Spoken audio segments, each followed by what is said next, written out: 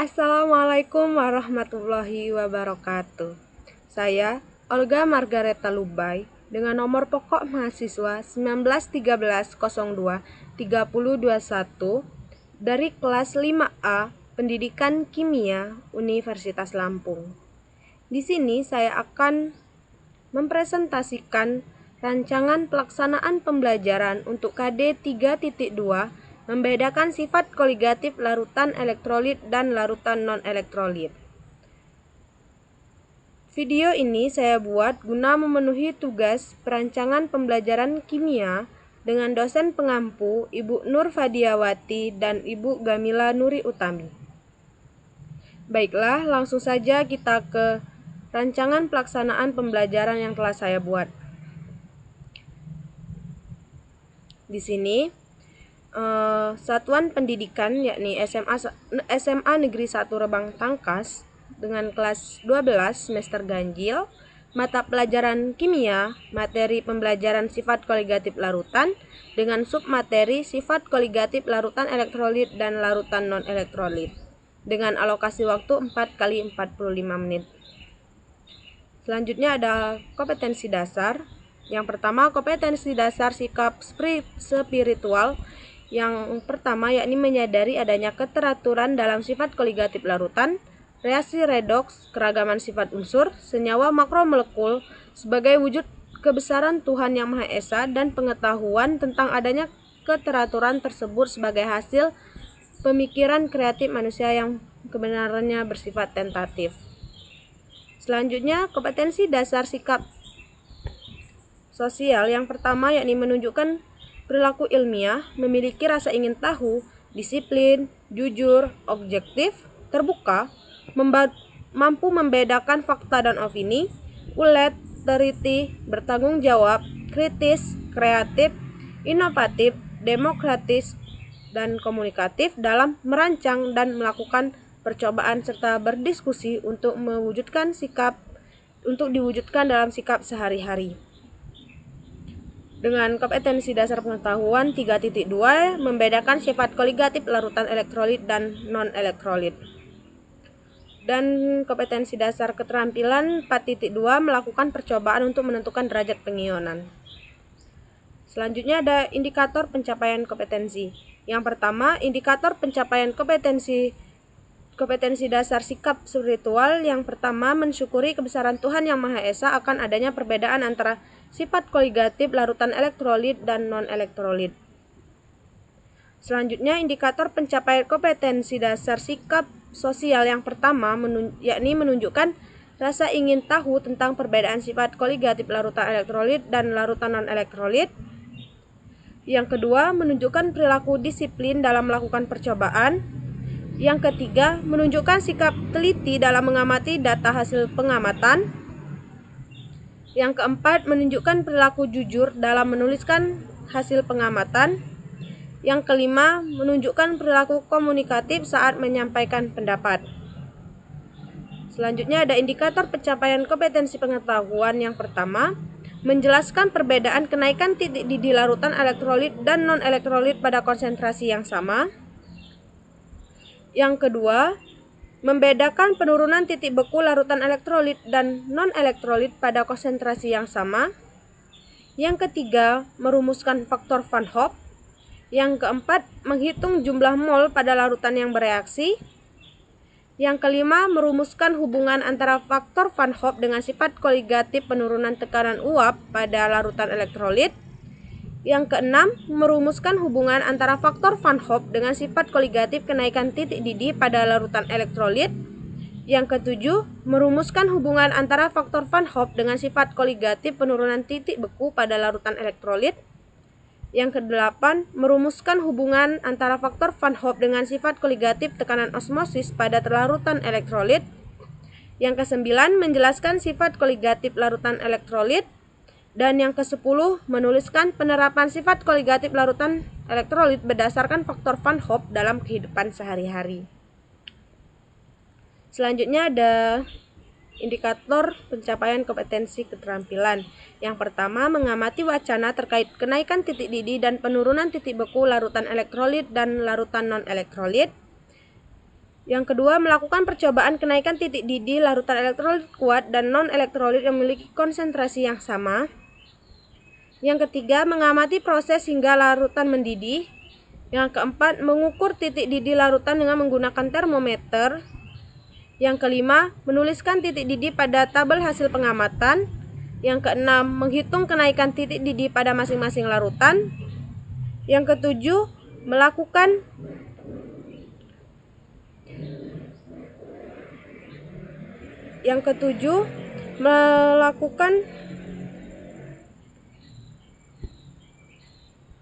melakukan percobaan penurunan titik beku larutan elektrolit kuat dan non-elektrolit yang memiliki konsentrasi yang sama. Yang kedelapan, mengamati proses hingga larutan membeku. Yang kesembilan, mengukur titik beku larutan dengan menggunakan termometer. Yang ke-10, menuliskan titik beku pada tabel pengamatan. Yang ke-11, menghitung penurunan titik beku masing-masing larutan. Yang ke-12, mengamati data tabel hasil pengamatan percobaan kenaikan titik didih dan penurunan titik beku larutan elektrolit dan non-elektrolit. Yang ke-13, mengidentifikasi jenis larutan yang digunakan pada percobaan pada tabel hasil pengamatan. Yang ke-14, mengidentifikasi jumlah partikel pada zat yang digunakan untuk percobaan pada tabel hasil pengamatan. Ke-15, membandingkan kenaikan titik didih dan penurunan titik beku larutan elektrolit kuat dan larutan non-elektrolit pada konsentrasi yang sama dari tabel hasil pengamatan. Yang ke-16, menghubungkan data hasil percobaan kenaikan titik didih larutan dan penurunan titik beku elektrolit kuat dan non-elektrolit dengan rumus kenaikan titik didih. Ke-17, menghitung nilai lain yang mempengaruhi kenaikan titik didih dan penurunan titik beku larutan elektrolit kuat dan larutan non-elektrolit pada konsentrasi yang sama yang menghasilkan nilai yang berbeda. Ke-18, menghubungkan hasil perhitungan dengan hal yang mempengaruhi kenaikan titik didih dan penurunan titik beku pada larutan elektrolit kuat. Ke-19, menghubungkan nilai lain atau harga I, faktor Van Hoff dengan jumlah partikel dalam satu zat. Yang ke-20, menuliskan rumusan sifat koligatif larutan elektrolit kuat yang dipengaruhi oleh faktor Van Hoff atau harga I. Yang ke-21, menuliskan rumus harga I dari perbandingan nilai sifat koligatif larutan elektrolit dengan sifat koligatif larutan yang diharapkan non-elektrolit pada konsentrasi yang sama. Ke-22, menuliskan reaksi ionisasi dari larutan kuat dan elektrolit lemah. Ke-23, menghitung mol masing-masing larutan yang bereaksi. Ke-24, menuliskan harga faktor Van Hoff atau harga I suatu larutan elektrolit. Ke-25, menghubungkan harga I pada larutan elektrolit dengan penurunan tekanan uap. Ke-26, menghubungkan harga I larutan elektrolit terhadap penurunan titik beku. Ke-26, menghubungkan harga I pada larutan elektrolit dengan kenaikan titik didih. Ke-27, menghubungkan harga I larutan elektrolit terhadap penurunan titik beku. Ke-28, menghubungkan harga I suatu larutan elektrolit dengan tekanan osmosis. Ke-29, menghitung masing-masing sifat koligatif pada larutan elektrolit kuat dan elektrolit lemah. Ke-30, menyimpulkan perbedaan sifat koligatif larutan elektrolit dan non-elektrolit. Ke-31, mencari informasi terkait penerapan sifat koligatif larutan elektrolit dalam kehidupan sehari-hari. Ke-32, mendiskusikan informasi yang diperoleh. Ke-33, yakni menuliskan penerapan sifat koligatif larutan elektrolit dalam kehidupan sehari-hari. Selanjutnya, tujuan pembelajaran. Setelah mengikuti pembelajaran ini, diharapkan siswa dapat membedakan sifat koligatif larutan elektrolit dan non-elektrolit, lalu merumuskan faktor Van Hoff, dan terakhir menggunakan faktor Van Hoff pada sifat koligatif larutan. Dengan materi ajar, yang pertama yakni ada pengelompokan larutan dan derajat ionisasi. Lalu yang kedua ada faktor Van Hoff. Dan yang ketiga ada penggunaan faktor Van Hoff pada sifat koligatif larutan elektrolit. Di sini mencakup penurunan tekanan uap larutan, kenaikan titik didih, penurunan titik beku larutan elektrolit, dan tekanan osmosis larutan elektrolit.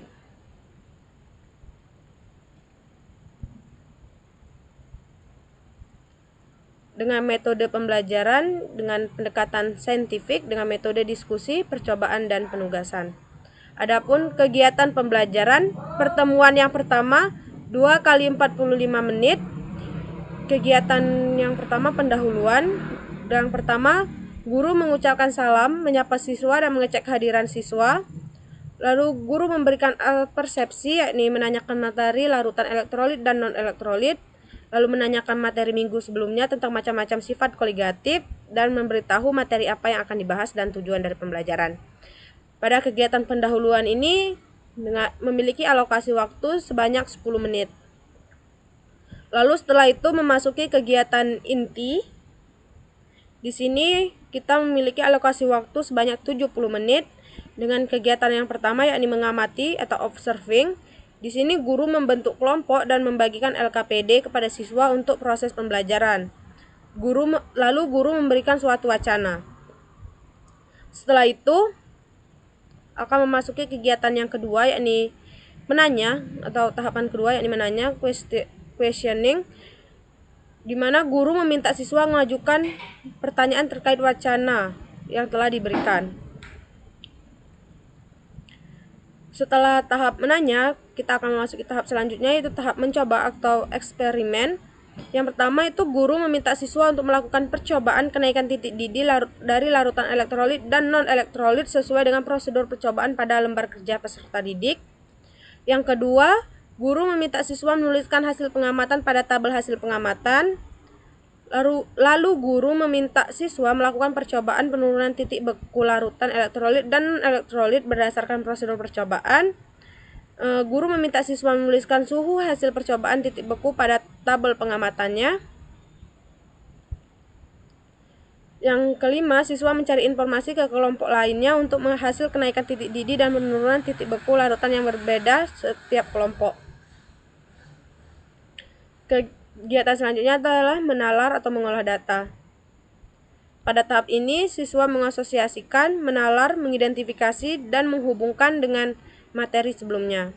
Yang pertama, mengamati data tabel hasil pengamatan percobaan kenaikan titik didih dan penurunan titik beku larutan elektrolit dan non-elektrolit.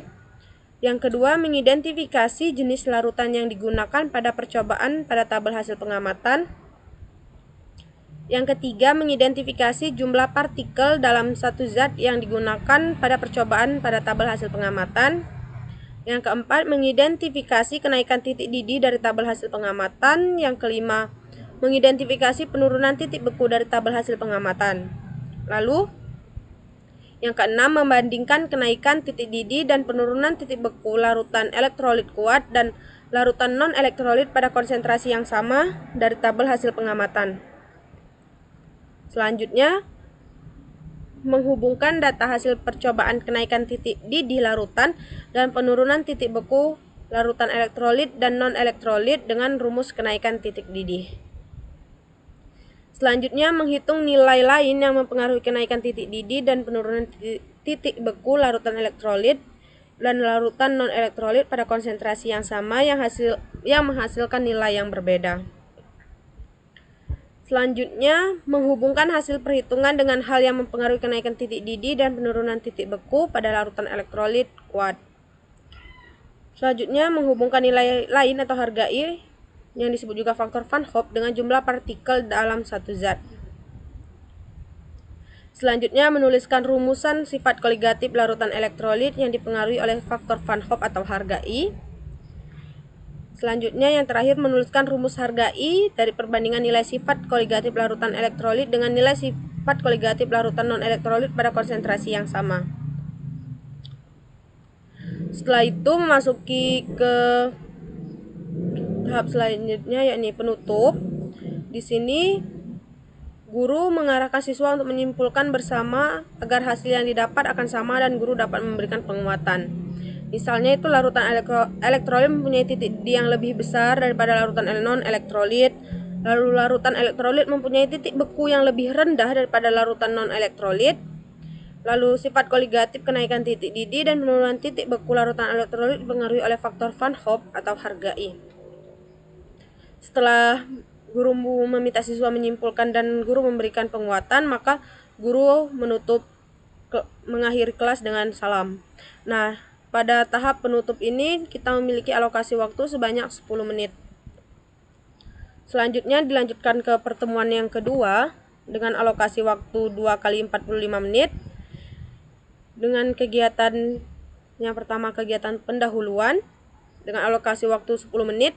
Di sini guru membuka pembelajaran dengan salam, lalu guru memberikan apersepsi, yakni guru menanyakan kesimpulan pada percobaan yang telah dilakukan minggu lalu. Lalu siswa menjelaskan bahwa sifat koligatif pada larutan dipengaruhi oleh faktor Van Hoff dan dipengaruhi oleh jumlah partikel. Setelah itu siswa duduk berkelompok sesuai dengan kelompok yang telah ditentukan oleh guru. Selanjutnya guru membagikan LKPD kepada siswa. Selanjutnya kita memasuki kegiatan inti. Di sini tahapan yang pertama yaitu tahap mengamati. Guru menampilkan tabel rumusan sifat koligatif larutan elektrolit dan non-elektrolit. Lalu siswa diminta untuk mengamati tabel. Selanjutnya, tahapan selanjutnya yakni menanya. Di sini guru meminta siswa mengajukan pertanyaan setelah mengamati tabel. Setelah itu, tahapan mencoba atau mengumpulkan data. Di sini siswa menuliskan reaksi ionisasi pada larutan elektrolit, lalu siswa menghitung jumlah mol yang bereaksi. Siswa menghitung derajat ionisasi pada larutan elektrolit dengan derajat ionisasi sama dengan merupakan jumlah terion per jumlah mula-mula. Tahap selanjutnya yakni mengasosiasi atau menalar. Di sini siswa mencari harga I faktor Van Hoff pada larutan elektrolit. Lalu siswa menghitung penurunan tekanan uap pada larutan elektrolit kuat dan larutan elektrolit lemah. Lalu siswa menghitung kenaikan titik didih pada larutan elektrolit kuat dan elektrolit lemah. Selanjutnya siswa menghitung penurunan titik beku pada larutan elektrolit kuat dan elektrolit lemah. Yang terakhir siswa menghitung tekanan osmosis pada larutan elektrolit kuat dan elektrolit lemah. Tahap selanjutnya ini menyimpulkan. Di sini siswa menyimpulkan sifat koligatif larutan elektrolit. Setelah itu guru dapat meminta siswa untuk mencari contoh penerapan sifat koligatif dalam kehidupan sehari-hari dengan alokasi waktu sebanyak 70 menit. Kegiatan selanjutnya yakni penutup. Di sini guru memberikan penguatan dan memberikan motivasi kepada siswa, dan guru mengakhiri pembelajaran dengan mengucapkan salam dengan alokasi waktu 10 menit. Adapun alat dan sumber belajar, yang pertama itu buku Michael Purba, Kimia untuk SMA kelas 12, dan buku ajar kimia kelas 12 lainnya. Tidak lupa ada LKPD yang disiapkan oleh guru, dan juga menggunakan website atau internet. Untuk penilaian proses dan hasil belajar itu dengan metode tes dan non-tes, dengan bentuk tesnya itu tes tertulis dan bentuk non-tesnya itu observasi atau pengamatan. Dengan instrumen itu ada lembar tes esai, lembar penilaian kinerja siswa, rubrik penilaian, dan tugas terstruktur. Nah, di sini saya telah membuat contoh dari lembar kerja peserta didik. Dapat dilihat di sini tertera identitas, yakni mata pelajaran, topik, dan alokasi waktu. Lalu ada tempat untuk menuliskan nama kelompok dan anggota masing-masing kelompok. Tidak lupa ada juga petunjuk belajar yang diharapkan semua siswa untuk membaca petunjuk belajar terlebih dahulu. Lalu di sini ditampilkan juga kompetensi dasar dan indikator. Selanjutnya ada topik pertama yaitu mengamati. Yang pertama mengamati wacana. Wacana ini terkait tentang membuat es krim tradisional yang tidak menggunakan freezer. Setelah siswa mengamati wacana, maka di LKPD selanjutnya itu ada tahap kedua, ini menanya. Nah, di sini siswa diminta untuk menuliskan pertanyaan-pertanyaan yang muncul setelah mereka membaca dan mencermati wacana. Setelah itu ada tahapan mencoba. Di sini terdapat prosedur percobaan dengan judul kenaikan titik didih dan penurunan titik beku larutan elektrolit kuat dan non-elektrolit. Di sini pun dimasukkan tujuan dari dilakukannya percobaan. Tidak lupa ada alat dan bahan dan prosedur kerja. Untuk prosedur kerjanya itu terdapat 2 prosedur. Yang kegiatan 1 itu percobaan kenaikan titik didih larutan, dan yang kedua itu penurunan titik beku larutan. Lalu di sini di LKPD juga disediakan tabel hasil pengamatan, yang mana selama siswa melakukan percobaan, siswa diharapkan untuk mengisi tabel hasil pengamatan sesuai dengan hasil pengamatan yang mereka lakukan. Tampilan tabel hasil pengamatannya adalah seperti ini. Selanjutnya, tahap menalar dan mengolah data. Nah, setelah siswa melakukan percobaan, maka siswa diminta untuk mendiskusikan jawaban dari pertanyaan-pertanyaan yang telah diberikan oleh guru di LKPD. Nah, setelah siswa menuliskan semua jawabannya, siswa diminta untuk menuliskan kesimpulan dari pembelajaran yang telah dia dapatkan selama pembelajaran kali ini. Topik yang kedua yakni tahap pertama itu mengamati, sama seperti sebelumnya, namun di sini yang diamati adalah tabel sifat koligatif larutan. Setelah mengamati tabel, diminta untuk menuliskan pertanyaan-pertanyaan yang timbul. Setelah itu ke tahap mengumpulkan data. Di sini sama seperti sebelumnya, ada beberapa soal yang harus dikerjakan siswa bersama dengan teman satu kelompoknya. Setelah itu ada mengasosiasi. Di sini sama seperti sebelumnya, masih menjawab soal, tapi di sini siswa diminta untuk lebih menalar dan menghubungkan jawaban-jawaban yang telah dia dapatkan sebelumnya. Di sini ada juga latihan soal. Diharapkan setiap siswa untuk menjawab latihan soal ini dengan sebenar-benarnya. Terakhir yaitu menyimpulkan. Di sini siswa diminta untuk menuliskan kesimpulan terkait sifat koligatif larutan elektrolit dan non-elektrolit.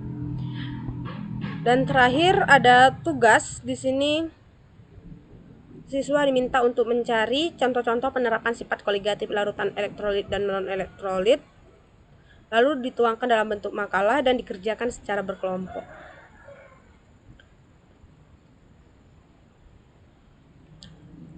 Mungkin hanya itu saja yang dapat saya sampaikan terkait rancangan pelaksanaan pembelajaran untuk KD 3.2, yakni membedakan sifat koligatif larutan elektrolit dan non-elektrolit untuk kelas 12 semester ganjil. Di sini juga saya telah menyampaikan tentang LKPD yang telah saya buat. Kurang dan lebihnya saya mohon maaf. Saya akhiri. Wassalamualaikum warahmatullahi wabarakatuh.